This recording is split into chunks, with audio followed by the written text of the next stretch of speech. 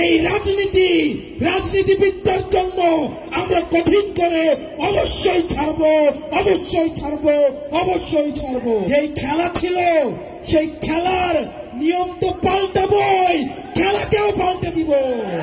আমাদের একটা নির্বাচন যে কমিশন আছে, আমাদের আগেও তো একটা নির্বাচন কমিশন ছিল, হুদা নির্বাচন কমিশন, রকিব নির্বাচন কমিশন।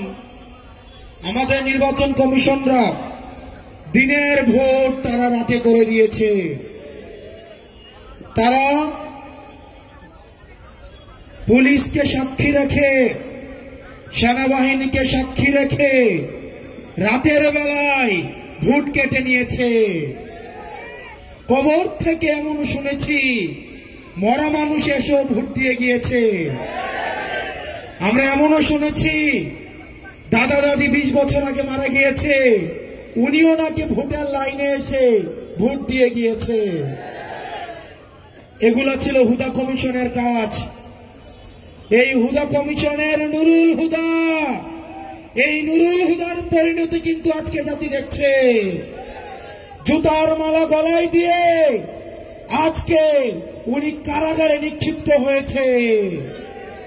প্রিয় নড়াইলবাসী, গতকাল আমাদের নির্বাচন কমিশন বলে দিয়েছে শাপলা মার্কা নাকি আমাদেরকে দেওয়া হবে না। প্রিয় নড়াইলবাসী, আপনারা জেনে থাকবেন তারা মিটিং করেছে আজকে, কিন্তু মিটিং হওয়ার আগে গতকালই তারা ফলাফল জানিয়ে দিয়েছে। অর্থাৎ ভোটের আগের ফলাফলের মতো আমাদের নির্বাচন কমিশন এখন মিটিং এর আগেই তারা ফলাফল জানিয়ে দেয়। আমরা ধিক্কার জানাই এই নির্বাচন কমিশনের দ্বিচারিতাকে। তারা মিটিং করেছে আজকে, তারা কিভাবে গতকালই তারা ফলাফল তারা জানিয়ে দেয় যে তারা শাপলা মার্কাকে তারা দিবে না। আপনাদের রিমোট কন্ট্রোলটা কোথায় সেটা কিন্তু আমাদের জানা আছে। প্রিয় নির্বাচন কমিশন, প্রিয় নির্বাচন কমিশন,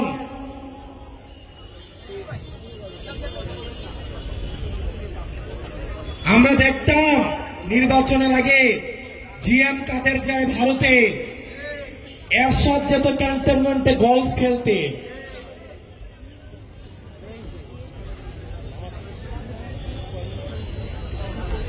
জিএম কাদের ভারত থেকে এসে বলতো যে আমরা সরকারের সাথে কথা বলে সিদ্ধান্ত নিব যে আবার আমরা সরকারে থাকবো নাকি বিরোধী দলে থাকবো। ঠিক কিনা? আমাদের কাছে খবর আছে এই নির্বাচন কমিশনের কারা কারা কিছুদিন আগে ক্যান্টনমেন্টে সিএমএইচে ভর্তি ছিলেন। আমাদের কাছে কিন্তু খবর আছে। এরশাদকে যেভাবে গলফ খেলতে নিয়ে যেত ঠিক একইভাবে এখন অনেককেই ধরে ধরে সিএমএইচে নিয়ে যাওয়া হয়। কোন জায়গা থেকে পরিচালিত হচ্ছে রাজনীতি যে কোথায় চলে। প্রিয় নড়াইলবাসী, আপনারা আমাদের সাথে থাকবেন। আমরা প্রতিজ্ঞা করছি অতীতের যে রাজনীতিক যে ধারণা ছিল, যেই খেলা ছিল, সেই খেলার নিয়ম তো পাল্টাবই, খেলাকেও পাল্টে দিব।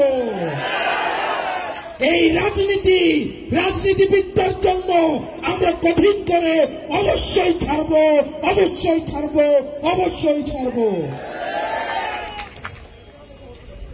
আমরা রাজনীতিবিদদেরকে জনগণের কাছে জবাবদিহি করতে আমরা বাধ্য করব।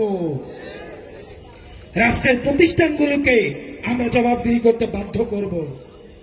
আমরা আবারও বলছি, নির্বাচন, জনগণ এবং রাজনীতি যদি করতেই হয় তাহলে চাকরি ছেড়ে দিয়ে এসে এবং ক্যান্টনমেন্ট ছেড়ে দিয়ে এসে তাহলে রাজনীতির মাঠে এসে রাজনীতি করুন।